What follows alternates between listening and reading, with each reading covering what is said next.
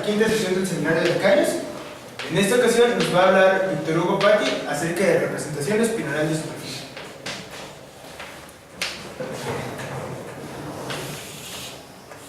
Bueno, muchas gracias. Les voy a hablar de algo que es, digamos así, el área en la que estoy trabajando en el doctorado. Esto viene digamos, como un tópico de la geometría riemanniana, que es esto de la geometría espinorial. Siendo muy consciente, ¿no?, de que el público no debe estar, digamos así,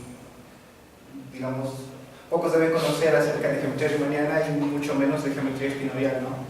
Así que vamos a hacer un pase, o digamos así, un roce, pero muy tangencial a lo que es la geometría espinorial, antes de ver el tema principal del cual les quiero hablar, ¿sí? Entonces vamos a, digamos, dividir la plática en dos partes. En la primera parte vamos a hablar acerca de estructuras espinoriales.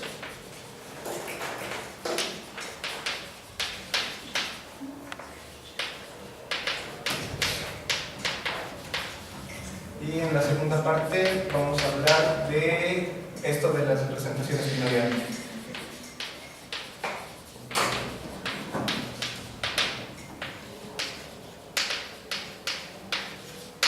Sí, entonces, para iniciar vamos a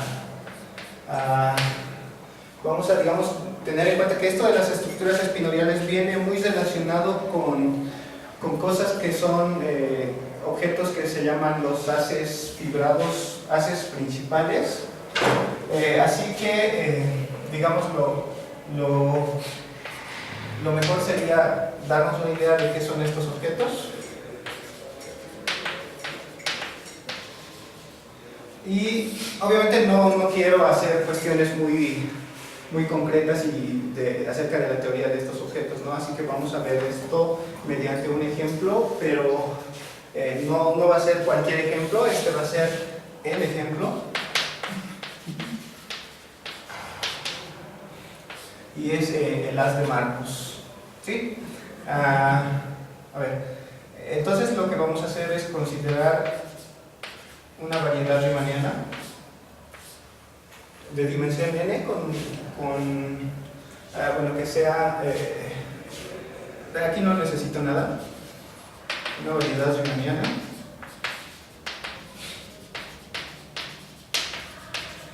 y lo que vamos a hacer es recordar que si tomamos un punto P en la variedad, entonces un marco para su espacio tangente es una colección de vectores, en realidad n vectores que forman una base para el espacio tangente a la variedad en el punto P, ¿sí? Lo que vamos a hacer es entonces coleccionar a todos estos en algo que lo voy a llamar P de... bueno, lo voy a llamar P. Vamos a coleccionar todos los marcos. Había dicho que esto es un marco. Ahí ese marco depende de P. Claro, estamos en el punto P. O sea, es un marco para cada punto. No. Bueno, acá sí. Sí. Acá sí, pero en este caso el espacio tangente es un espacio vectorial y agarramos una base. De hecho, cualquier base ordenada va a ser un marco, ¿sí? Entonces lo que vamos a hacer es agarrar todos los marcos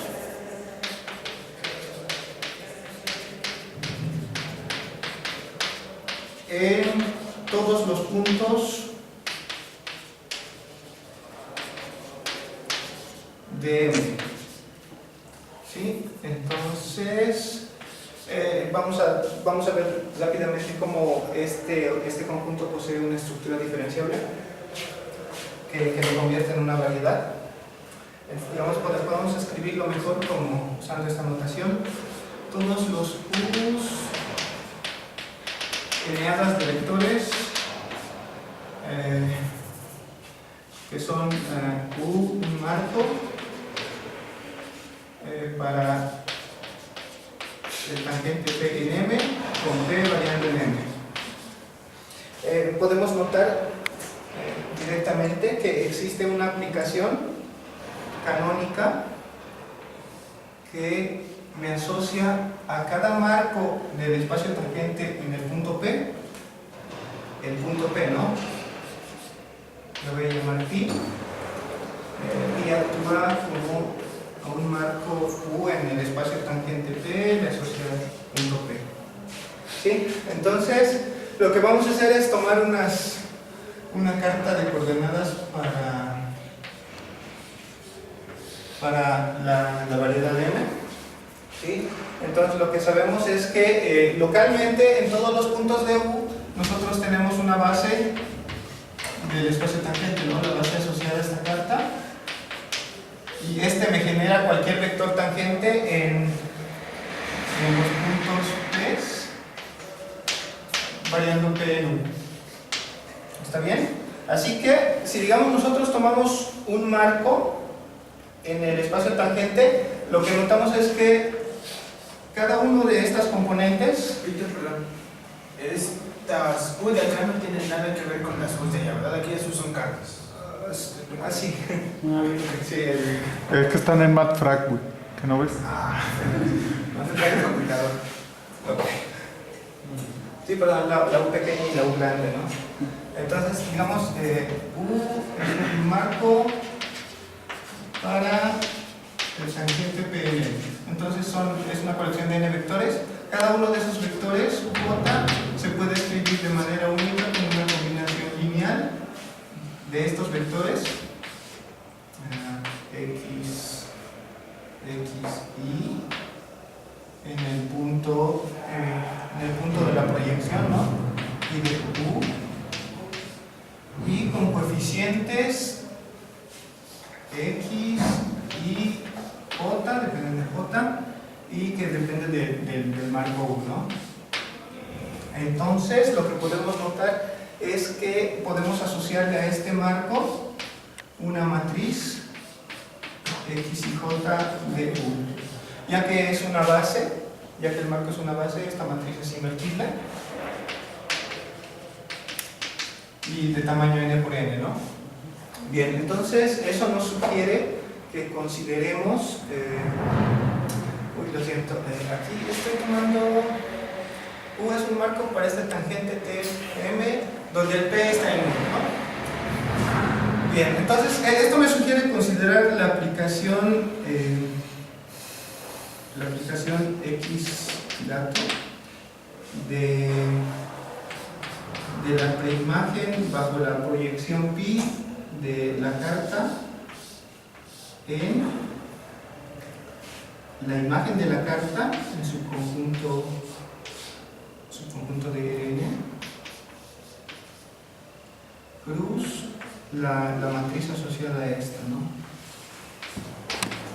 El grupo general lineal.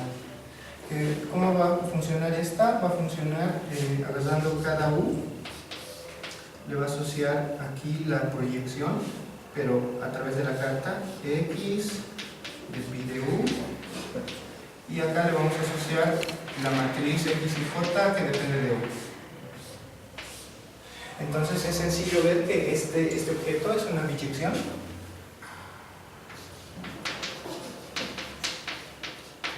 La inyectividad es directa, ¿no? Si tomamos dos elementos acá que me mandan al mismo punto, entonces esto me garantiza que van a estar sobre el mismo punto base, y ya que van a tener las mismas componentes estas, y al estar evaluados en el mismo punto base, en realidad los marcos van a coincidir, ¿no? Si es inyectiva, la sobreyectividad es igual.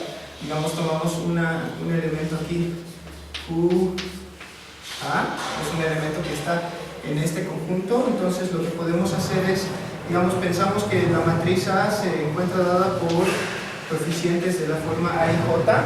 Lo que podemos hacer es encontrar un elemento P que está en U, que me manda a Q, ¿no?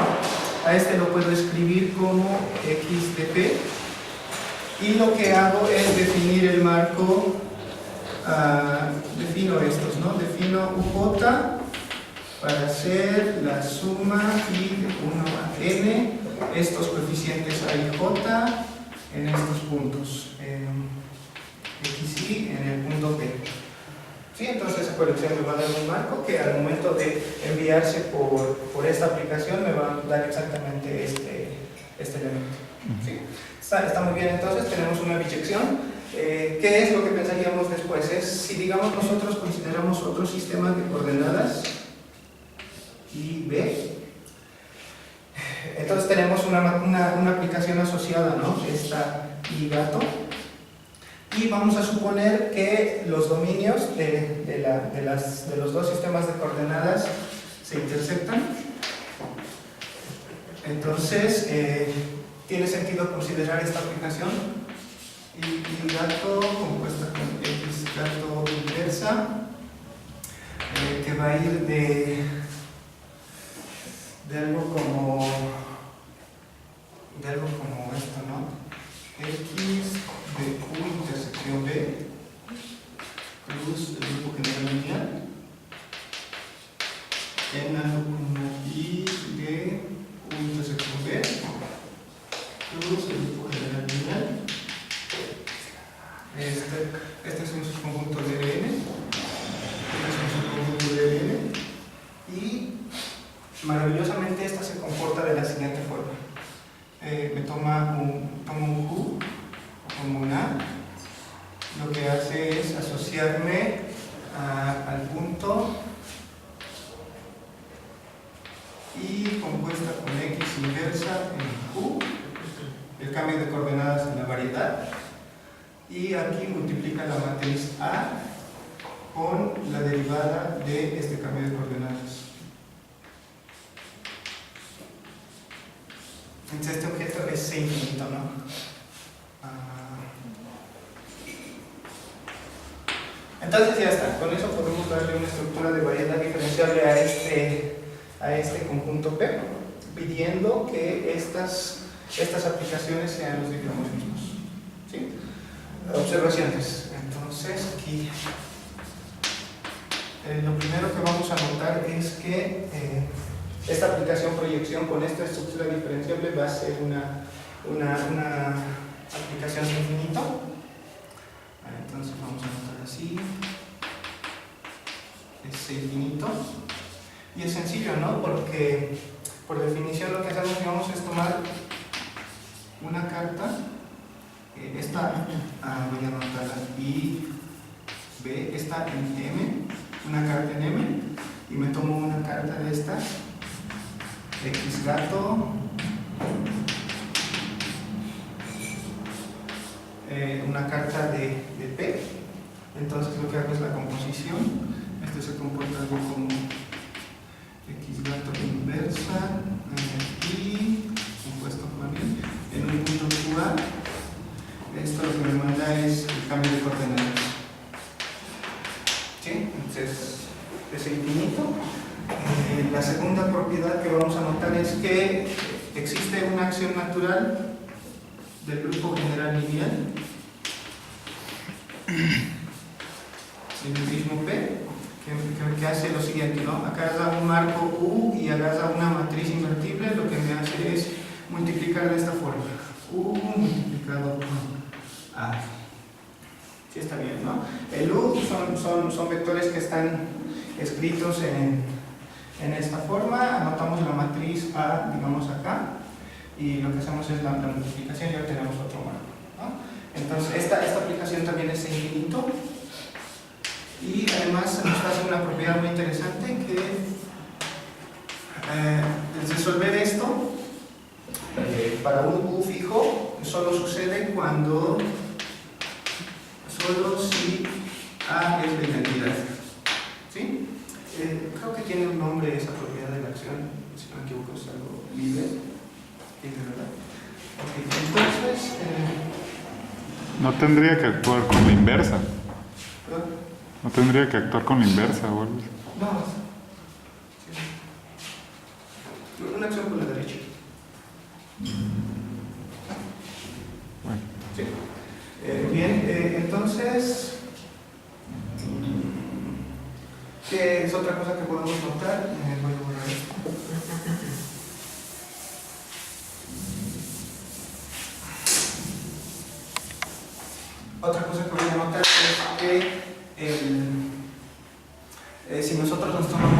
marco nuevamente y lo proyectamos bajo la proyección pi y le devuelvo con la imagen inversa, que era la fibra. Esto es exactamente la colección de estos, ¿no? De los UA, tal vez que A varía de este es dicomorfo al grupo. ¿Sí? Esas son las órbitas. Entonces, ya habrán notado que estos son, digamos, los análogos de los haces vectoriales, pero con fibra un grupo de Lie, ¿no? Bien, entonces lo que digamos a nosotros nos interesa, como les había dicho, era conocer qué es un haz principal y esto lo describe todo, ¿no? Un haz principal es una variedad, es digamos una terna, una variedad diferenciable aquí arriba, sobre la cual actúa un grupo cualquiera, en este caso podemos también, ¿no? Actúa un grupo por la derecha, cumpliendo, actúa un grupo por la derecha de manera sin infinito. Lo que podemos ver es que cuando proyectamos la fibra a la base, obtenemos el mismo punto para toda la fibra. Tenemos las X gato y sus abiertos que actúan, que son las trivializaciones locales, ¿no? Pues básicamente esa es la idea de lo que es un haz principal. Ejemplos se obtienen, digamos, fácilmente como cocientes de grupos de Lie, las esferas,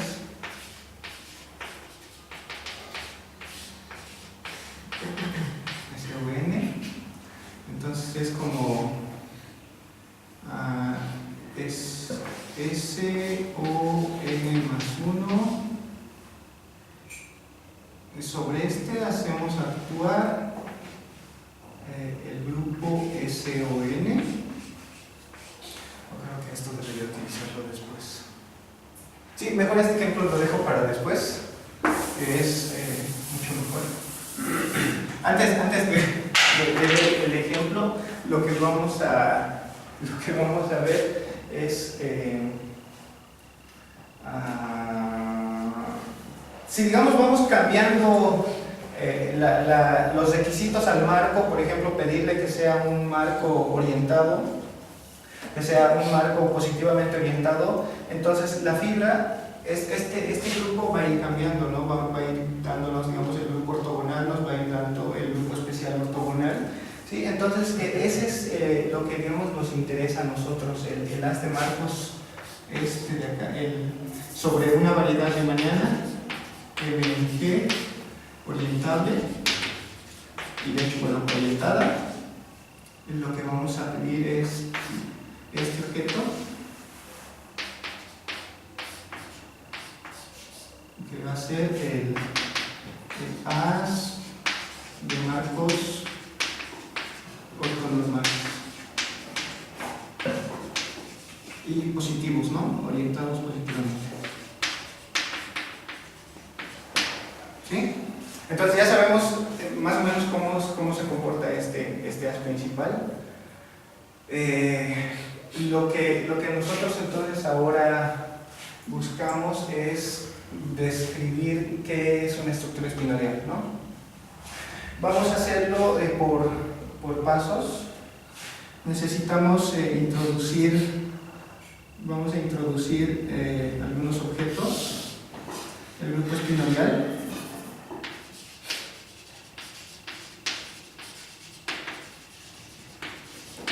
El grupo espinorial, que es spin n. Este es un grupo de Lie. Cuando n es mayor o igual a 2, es un grupo de Lie conexo. Cuando n es mayor o igual a 2 y es simplemente conexo. Cuando n es mayor o igual a 3. Este objeto, la importancia de este objeto es que es el cubriente universal del grupo especial ortogonal, un cubriente 2 a 1. ¿sí? Cuando n es mayor o igual a 3, en este caso. ¿Está bien? Entonces, teniendo en cuenta, digamos, ese objeto, vamos a ver, digamos, ejemplos sencillos de estos. El grupo spin 2 no es nada más que es isomorfo al círculo S1. Spin 3 es la esfera de dimensión 3 con la multiplicación cuaterniónica. Aquí estamos con la multiplicación compleja, ¿no? Digamos, vamos a continuar, ¿no? El grupo spin 4 es isomorfo a S3 plus S3. Y bueno, entonces, existe un formalismo muy estructurado que nos permite describir estos grupos espinoriales, ¿no? Existe esto de el formalismo de las álgebras de Clifford que nos construyen directamente, digamos, este cubriente, y también me permite definir el grupo espinorial y probar estas propiedades. Obviamente vamos a omitir eso para... Spin, dices que es el cubriente universal de ese objeto. entonces ¿por qué te da ese volumen? Perdón, ese es el... Cuando n es mayor o igual a 3. Y bueno, en realidad es igual el cubriente 2 a 1 del círculo por la multiplicación z cuadrada. Entonces, como les digo, hay un formalismo que hace muy detallada y bonito esto, pero no vamos a hacerlo. Entonces, digamos, vamos a ver qué es ahora una estructura espinorial.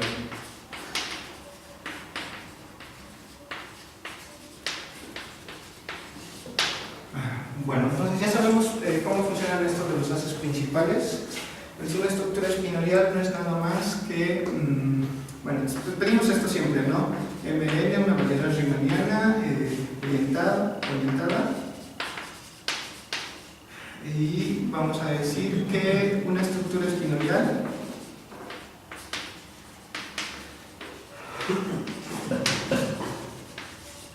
es un spin n as principal sobre n. Aquí ya le cambiamos, ¿no? Aquí teníamos un as principal con grupo de estructura, el grupo general lineal, y ahora vamos a tener un as principal con grupo de estructura spin n, que es compatible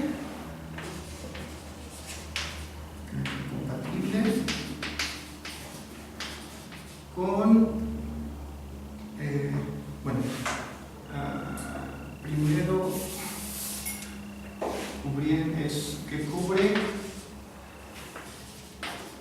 que cubre de manera 2-1 el haz fibrado principal de los marcos ortonormales positivamente orientados,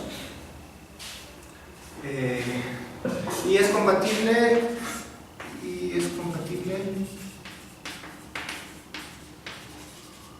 con el cubriente 2-1, el cubriente que habíamos descrito, ¿no? S o N. Muy bien, entonces vamos a ver pasar esas cosas muy rápido.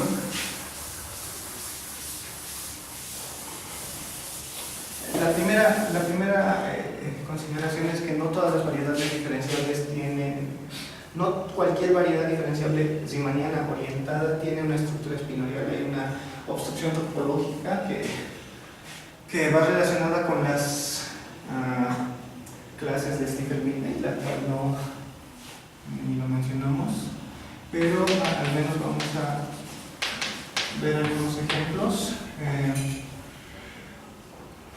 Los triviales son aquellas variedades riemannianas orientadas que tengan haz tangente trivial, ¿sí? Las variedades cuyo haz tangente son establemente,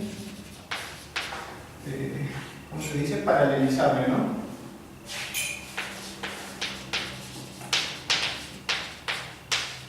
Esto es, agarro el haz tangente de la variedad, puedo encontrar otro haz vectorial sobre la misma variedad que me haga el haz trivial, ¿sí?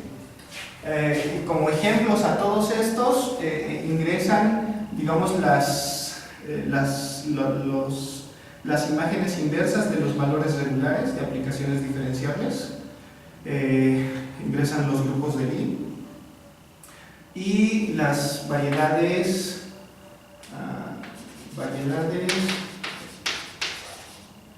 orientables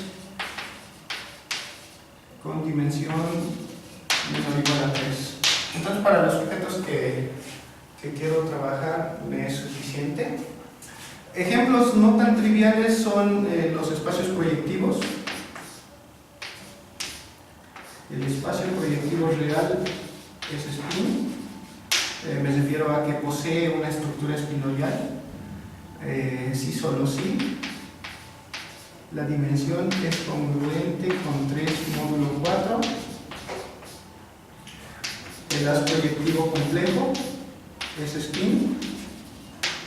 Sí, solo sí, n es impar. El haz proyectivo con coeficientes en los cuaternios es spin para todo n. Entonces, bueno, ya con que hayan muchas es suficiente, ¿no? No, y además, como les decía, los objetos que a mí me interesan son variedades orientables de dimensión menor o igual a 3. Bien, entonces, la importancia de definir estos haces principales radica en que me permite definir un haz vectorial, el haz asociado a la estructura espinorial.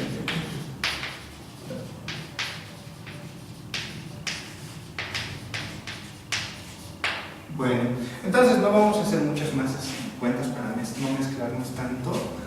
Este es un haz vectorial sobre la variedad, es un haz vectorial complejo que tiene fibra en cada punto, un espacio complejo de dimensión n, así de dimensión n, donde n es 2 elevado a la parte entera de n entre 2, y que se lo asocia de una forma que tal vez a primera vista pareciera muy compleja, pero al final no es. Y para ver cómo es esto, miren, vamos a hacer, digamos, un esbozo pequeño. Si, digamos, tomamos xn, esto aparte, ¿no? Esta es una variedad riemanniana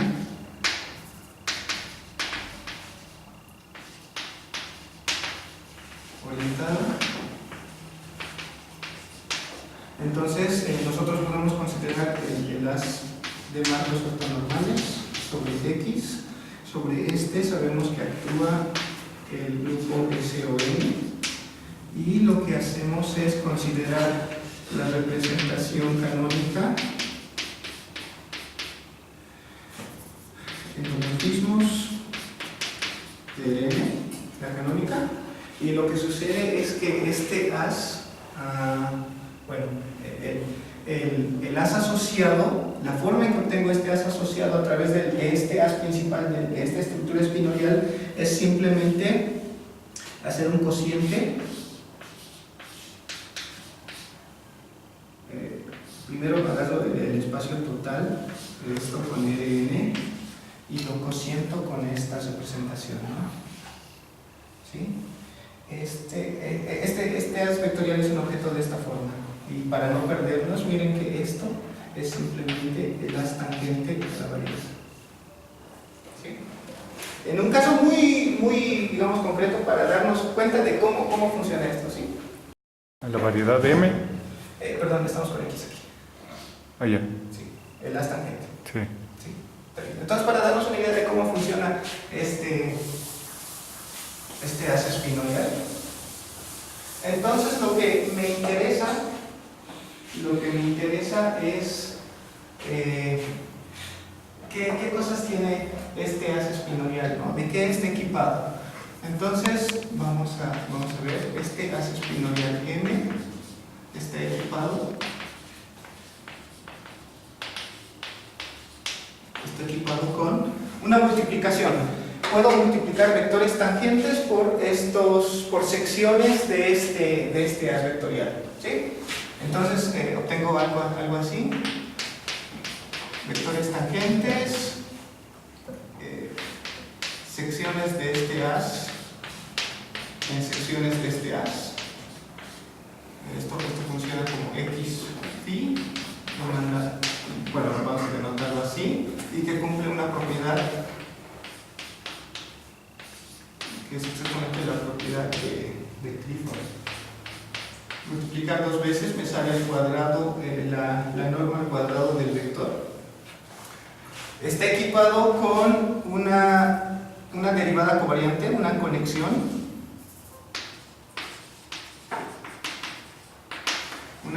espinorial de Levi-Civita.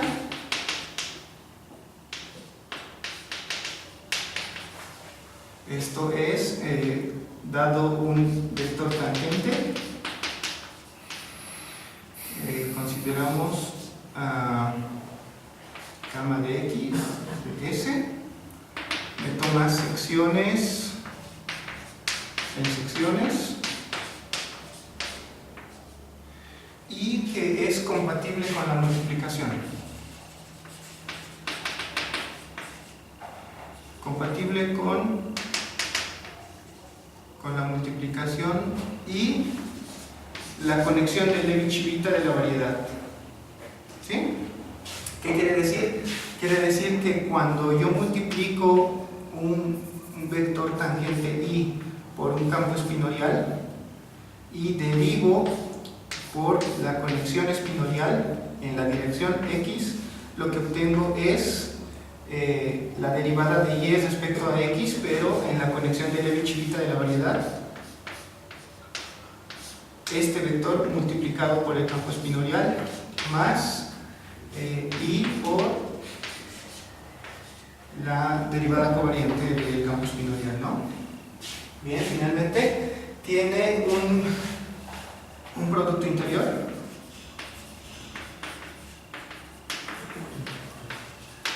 hermitiano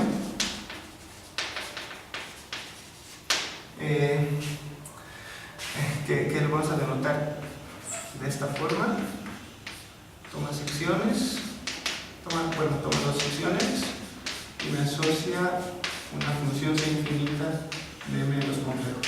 ¿Sí? Este producto interior también es compatible con la conexión espinorial. Para eso, bueno, eso significa que si yo tomo el producto punto de dos campos espinoriales y derivo esta función en la dirección de X, esto me sale nabla S phi X psi más phi nabla S psi en la dirección X. ¿Sí? Entonces hay mucha maquinaria, ¿no? para poder trabajar. Ahí quisiste escribir la nabla sub X a la S. ¿O qué quisiste poner ahí? ¿Dónde? Perdón. Del lado izquierdo de la última igualdad. No entiendo qué demonios es eso. Perdón, sí, esto simplemente significa la derivada de esta función en el vector X. Está bien. Sí, ¿no? Sí. Perdón, el punto más abajo. Ahora sí se entiende. Entonces ya, lo más importante es que, digamos, uno se preocuparía, ¿no? Esto es muy mágico, ¿cómo es que podemos obtener tan ricas propiedades, ¿no? No es difícil. Por ejemplo, la conexión espinorial. La conexión de Levi-Civita en la variedad riemanniana podemos descomponerla. Esto va a ser muy corto, ¿no? La conexión de Levi-Civita de la variedad riemanniana la podemos descomponer como una derivación más una unoforma que toma valores en el álgebra de Lie de las matrices antisimétricas, ¿no? Habíamos visto que tenemos un cubriente doble, Spinel, en el grupo especial ortogonal, y si tomamos la derivada en la identidad de esto, estamos en el álgebra de Lie. Entonces lo que hacemos es subir esta uniforme que toma valores en esta matriz antisimétrica, lo que hacemos es jalar, ¿no? Jalamos y así obtenemos la conexión espinorial. ¿Sí? Entonces no es muy difícil si uno se pone a hacer los detalles, entonces sí va a comprender muy bien, pero para nuestros propósitos vamos a suponer que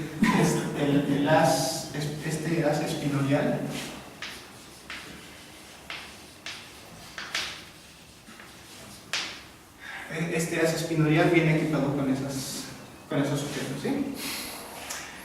Lo siguiente sería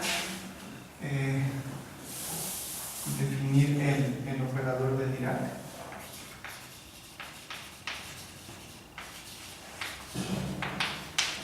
Y este no es nada más que una composición de la multiplicación por la conexión espinorial en un marco dado. Bueno, este es un operador, toma secciones del haz espinorial, en secciones del haz espinorial, dado por una combinación lineal. Multiplicamos E I por una habla S y E, donde E1, En es un marco ortonormal tangente de la variedad riemanniana, ¿sí? Se puede probar que esto no, usando las propiedades de Llano, que la conexión espinorial, se puede demostrar que si cambiamos de marco, entonces el operador se mantiene invariante. Otra propiedad que podemos destacar es que, bueno, todavía. Ejemplos. Bien, para los ejemplos vamos a agarrar lo más trivial que conocemos. Vamos a agarrar EN. Este tiene haz tangente trivial.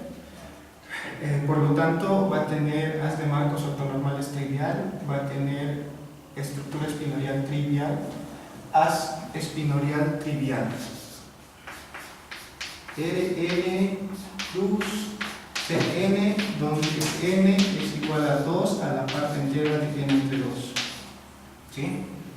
Por lo tanto, secciones de este haz espinorial sobre Rn se van a identificar con funciones C infinito de Rn en Cn.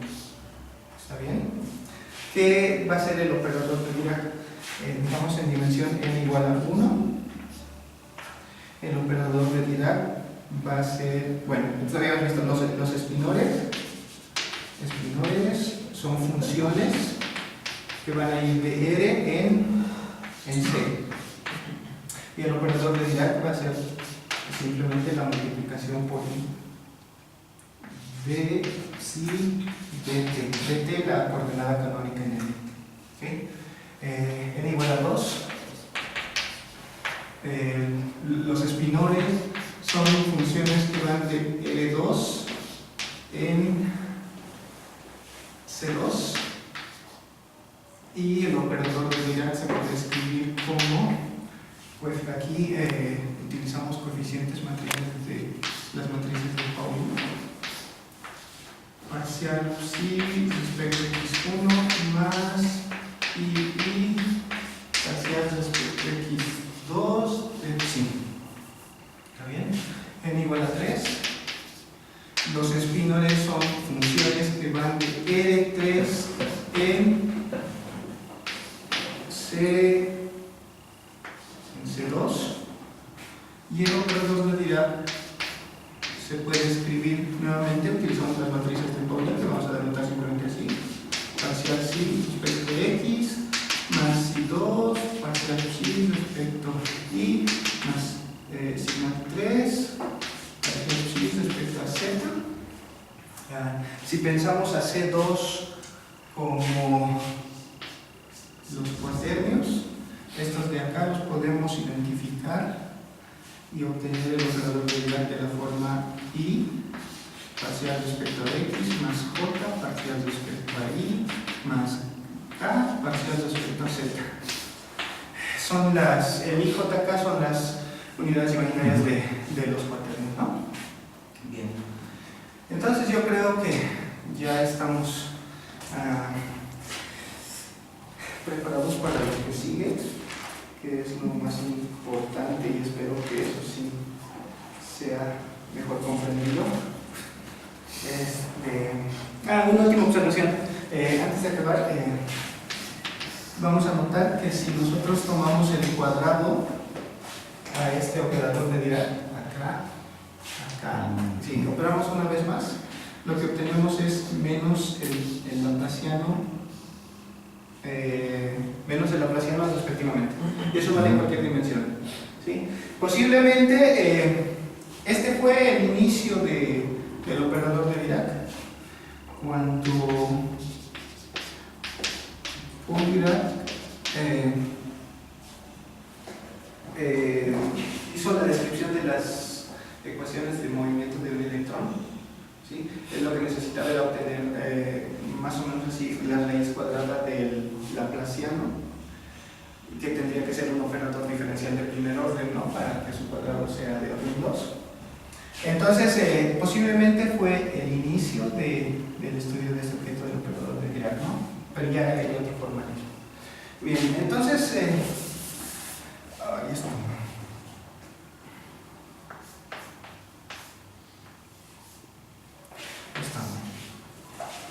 Entonces ahora sí, la parte interesante de todo esto. ¿Cuánto tiempo tengo? Es casi 20 minutos. 20. Excelente. Bien, como les digo, es la parte más interesante de todo esto. Yo hubiera preferido no pasar por todo esto, pero... Nosotros también. Sí, entonces ahora lo que les voy a exponer es el trabajo de Thomas Friedrich.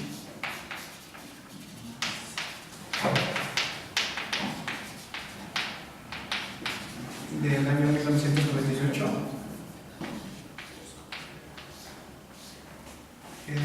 acerca de esto de las representaciones espinoriales de superficie, ¿sí? Vamos a considerar una variedad riemanniana de dimensión 3, orientada, que tenga una estructura espinorial fija. Vamos a considerar M2, una superficie inmersa isométricamente.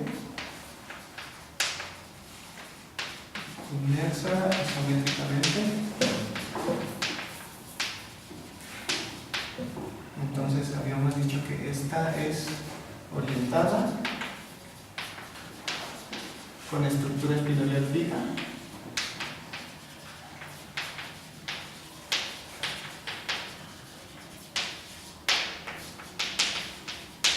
Y esta M2 es también orientada, ¿no?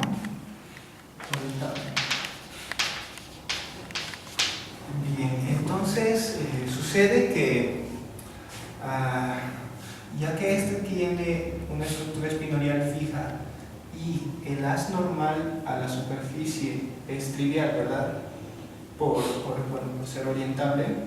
Entonces lo que podemos hacer es heredar la estructura espinorial de la superficie Y3 a la superficie, de la variedad riemanniana Y3 a esta superficie inmersa.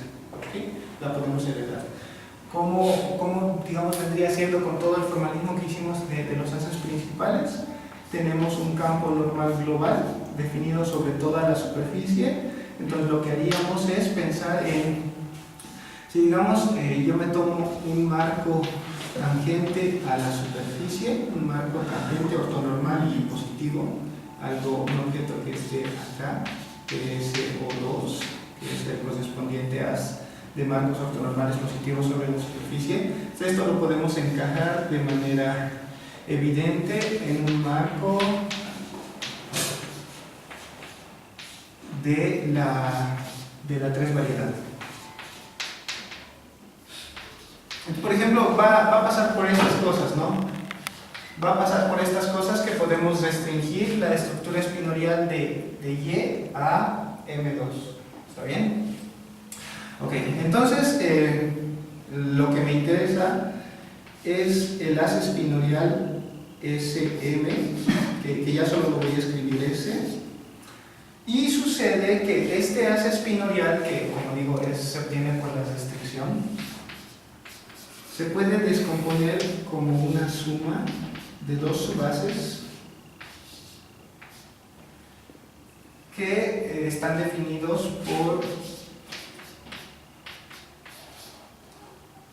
por lo siguiente, ¿no? Son todos los espinores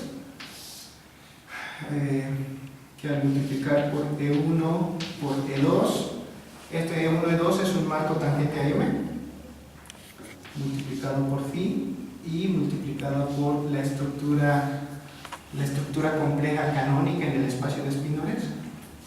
Esto me da más o menos phi. ¿Sí? Bien, entonces hasta ahí. Sucede que si nosotros calculamos esto cuando hacemos la representación espinorial en dimensión 3, sucede que este elemento E1, E2 actúa sobre los espinores de igual forma que E3, donde E3 es pues la componente normal, actúa de la misma forma. Entonces lo que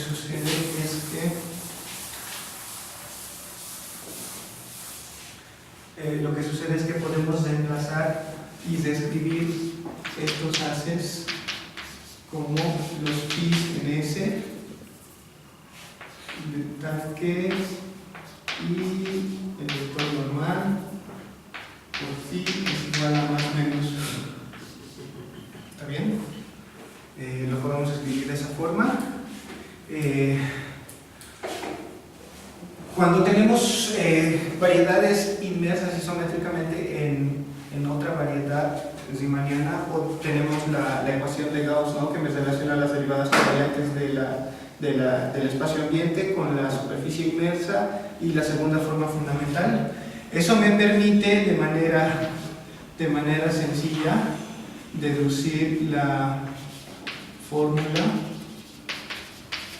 de Gauss espinorial, que satisface lo siguiente. Me voy a tomar phi, un campo espinorial sobre S y 3, y voy a denotar por psi la restricción a la superficie. Entonces, la fórmula espinorial de Gauss me dice que cuando yo tomo la derivada covariante sobre S y 3 en una dirección tangente X, ¿sí? Esto es lo mismo que nabla SM X phi menos un medio nabla X N producto phi. ¿Sí? Entonces, como les digo, no es difícil de ver.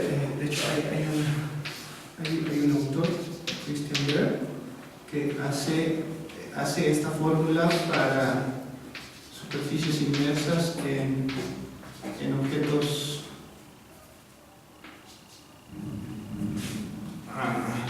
en cualquier subvariedad, ¿sí? En cualquier dimensión y para cualquier subvariedad. Él obtiene una fórmula de Gauss, pero en el caso de dimensiones pequeñas es muy fácil hacer esto. Lo que podemos hacer acá es lo siguiente. Miren, si nosotros tomamos un espinor paralelo, ¿qué quiere decir eso? Habíamos hablado del operador de Dirac sobre Rn, ¿no? Sobre las espinorial Rn. Y habíamos identificado esas secciones como funciones de Rn en Cn. Entonces existen las funciones constantes. Esas funciones constantes son aquellos que vienen a ser los espinores paralelos, ¿sí? Entonces, esos espinoles paralelos quiere decir que la derivada en cualquier dirección va a ser 0, ¿no? Es el caso particular. Suponemos phi paralelo. Esto quiere decir gamma nabla, idénticamente 0. Obtenemos nabla SM, y seguimos con la restricción. Va a ser un medio de nabla X normal N phi. ¿Está bien? Obtenemos esto. Lo que sigue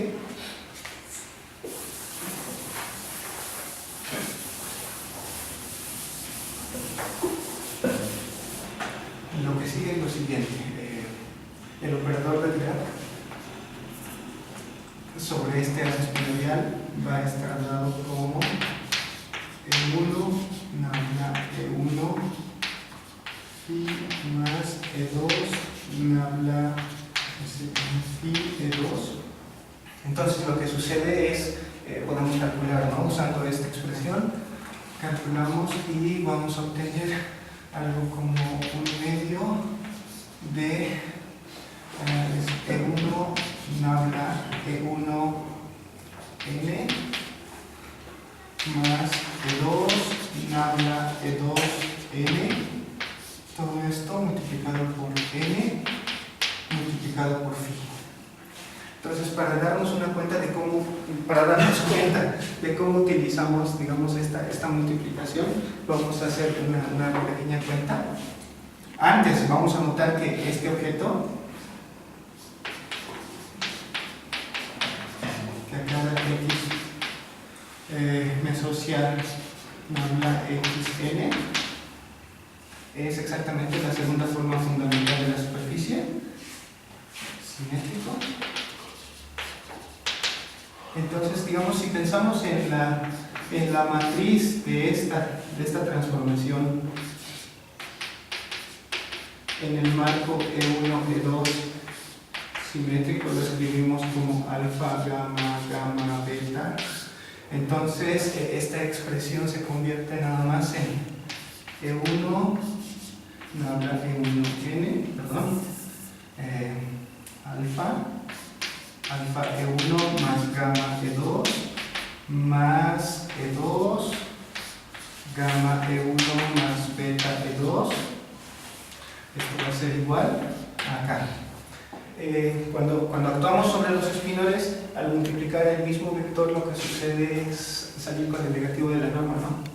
Entonces este va a ser menos alfa, E2 con E2 va a ser menos beta, y voy a obtener acá el término común gamma E1 por E2 más E2 por E1. Esto es 0. Bueno, en realidad es menos 2 veces el producto punto de la métrica de E1, E2. Sí, por eso es. Entonces vemos que esto es menos la traza de este endomorfismo,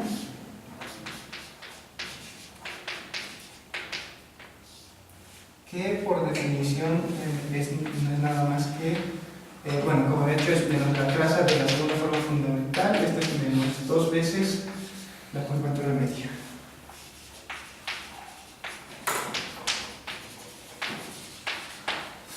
Por lo tanto,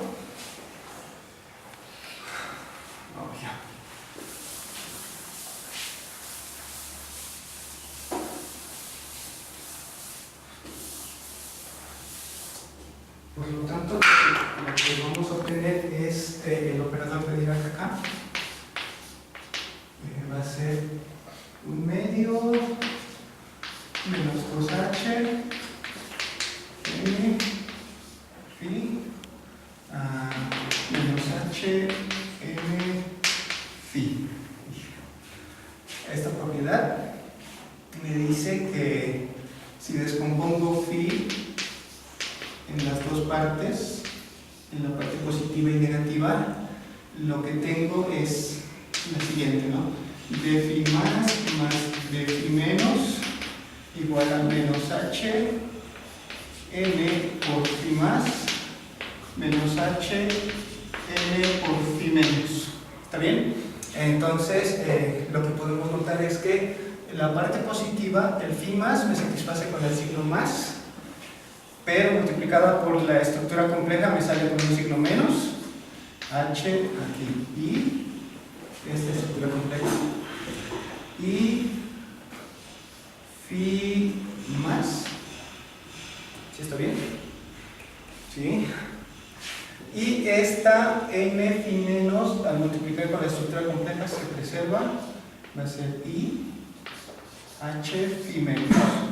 Bien, entonces la propiedad del operador de Dirac es que con respecto a las espinoriales Z2 graduado, lo positivo me lo manda a lo negativo y lo negativo me lo manda a lo positivo. Esto es el D de las secciones de S más o menos cae en secciones S menos o más. ¿Sí? Así que este objeto de acá, de phi más, debería de ser igual a este, ¿verdad? Porque este sería negativo. Menos i h phi menos, y d phi menos debería de ser este otro, i h phi más. ¿Está bien? Entonces vamos a definir este campo espinorial phi estrella para hacer phi más menos i phi menos. Lo que sucede es sencillo de ver. De phi estrella es de phi más menos i de phi menos. Perdón, aquí es de phi más. De phi más es menos i h phi menos i por de phi menos es i h phi más cuadrado menos 1 menos tengo h phi más menos i h phi menos, factorizo y tengo h phi estrella. Entonces voy a escribir aquí una vez más, obtengo esta. ¿Sí? Esa es la ecuación que quería.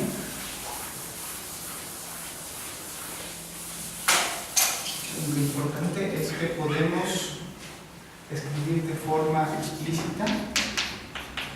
Este va a ser como, bueno, usando esta descomposición, podemos escribir, esto es como phi más menos phi menos, esto es un medio de phi más i n phi menos i un medio de phi menos i n phi. Ajá. Entonces esto es nada más que un medio 1 menos i por phi más un medio y cuadrado menos, aquí va a ser menos 1 más i n por phi. Tenemos el campo espinorial phi estrella explícitamente y además se puede calcular que tiene longitud constante por el producto escalar, ¿no?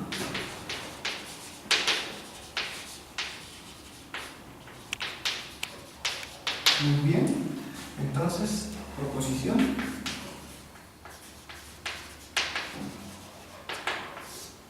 Con las hipótesis que tenemos, si tenemos una variedad riemanniana orientable inversa en una 3 variedad 3 con h su vector de curvatura media, perdón, su curvatura media,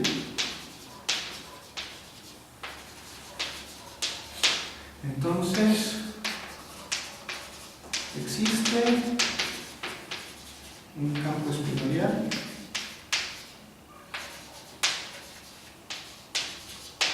phi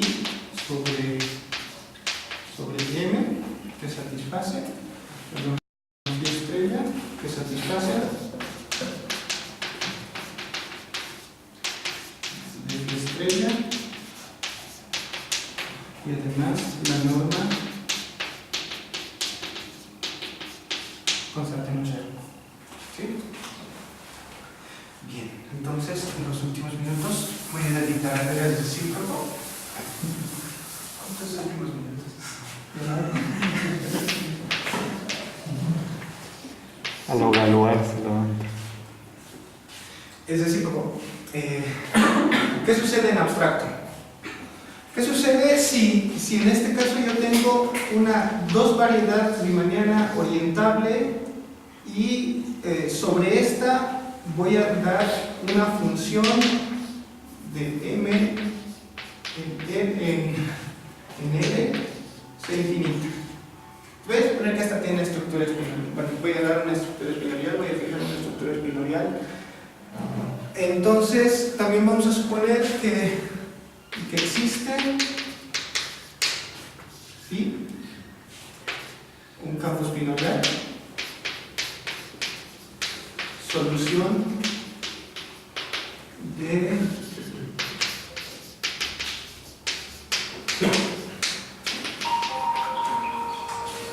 enorme igual a 1. ¿Qué podemos decir de la variedad? Entonces, el trabajo, así, la parte principal del trabajo de Thomas Friedrich fue esto, ¿no? Él se dio cuenta que si, digamos, tomamos el producto punto de la conexión espinorial, fijando este, ¿no? Ya tenemos a este, tomo la conexión espinorial y realizo esta operación, el producto interior hermitiano que existe, y le saco la parte real. Esta es una forma bilineal simétrica. Pero bueno, esto pasa por muchas cosas, ¿no?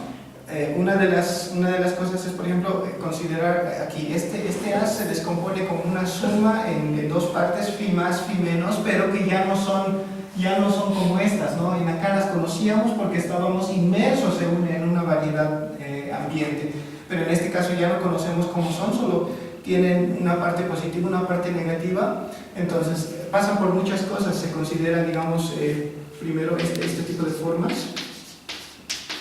phi más y phi menos, y utilizando la ecuación de Dirac se puede deducir que es una forma bilineal.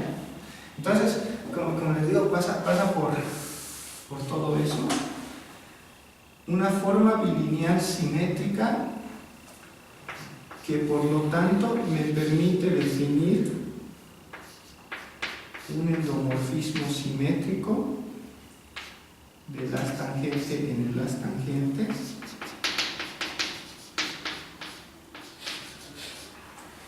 ¿sí?, que satisface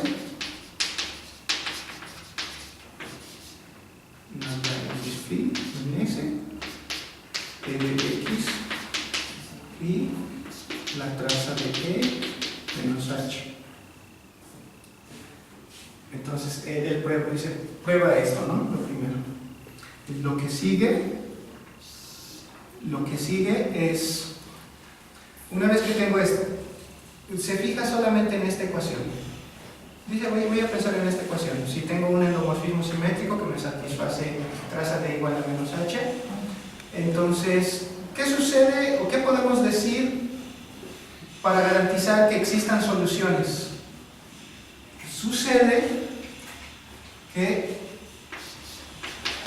existen soluciones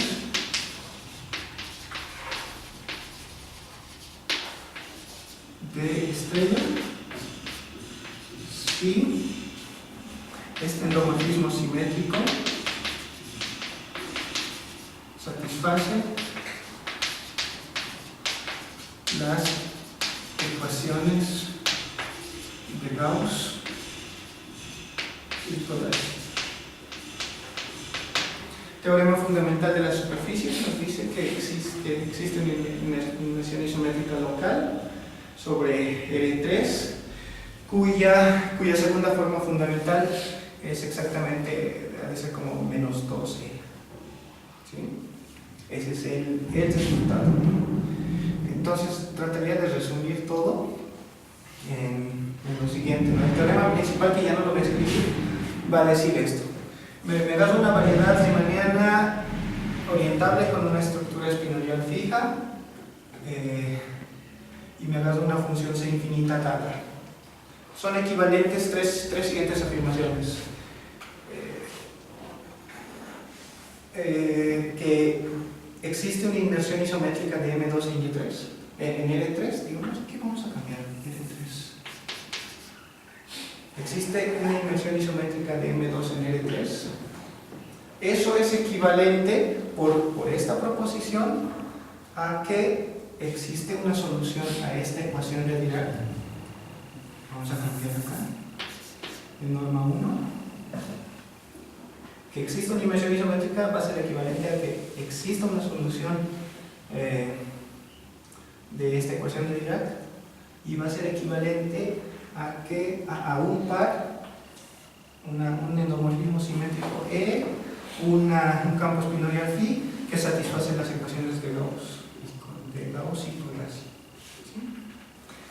Ese es el, bueno, ahí dice, ¿no? Aquí se da inicio a la formulación espinorial de la teoría de superficies. Entonces, cada cosa, o sea, esto nos permite pensar en muchas maneras, digamos, de aplicar. Y voy a mencionar dos cortas aplicaciones. Este realmente sí es como lo más importante del básico. Es como lo más importante. La primera aplicación es que utilizando todo este mecanismo de la multiplicación de Clifford, la conexión espinorial, se pueden definir formas omega phi estrella, omega mayúscula phi estrella, que van del espacio tangente en L suma directa los complejos, que se identifica naturalmente con L3. Son formas que resultan ser exactas. ¿Sí? Así que, ¿qué es lo que sucede? Obtenemos por integración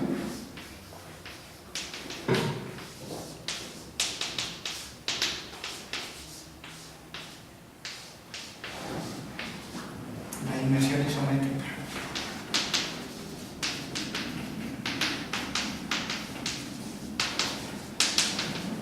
Y vamos a verificar esto explícita. Explícita en términos del campo espinorial. La primera gran aplicación. Y esa es la generalización del teorema de representación de Weierstrass, ¿no? Él tiene trabajo para superficies mínimas en L3, ¿no? Que depende de dos funciones holomorfas. Eso de hecho era parte de la motivación de hacer esta correspondencia. Pero bueno, esto ya es en términos generales. Y la segunda aplicaciones, digamos así, aplicaciones matemáticas en el sentido de tratar de encontrar demostraciones más sencillas a pruebas que digamos han costado mucho tiempo. Hay una construcción de Lobson en su trabajo de el comportamiento global de las superficies mínimas en esferas. Lo que hace es asociar a cada superficie mínima inmersa en una esfera S3, le asocia, digamos así, le asocia una inmersión isométrica en L3. Aquí es mínima, ¿no? La curvatura media en este caso es 0, pero le asocia una inmersión isométrica en L3 cuya curvatura media es idénticamente menos 1. Con esto se lo puede hacer en dos filas. Dice, digamos, tomamos phi que satisface nabla S de S3 x phi igual a 1 medio de x phi. Estos son los espinores de Killing. sobre la esfera, tomamos uno de esos, restringimos a la variedad y nos da el operador de Dirac, este phi es la restricción a él. Por lo tanto, esto me dice por el teorema que puedo asociarle una inmersión isométrica en L3 de curvatura media menos 1. Y ya está. ¿No? Entonces, es lo que les quería decir, ¿no? Tenemos tiempo para una o dos preguntas así rapidísimas y bien buenas. A ver, Enrique, con la costumbre. A lo que entendí entonces, el operador de Dirac te caracteriza todas las superficies minimales con estructura espinoidal.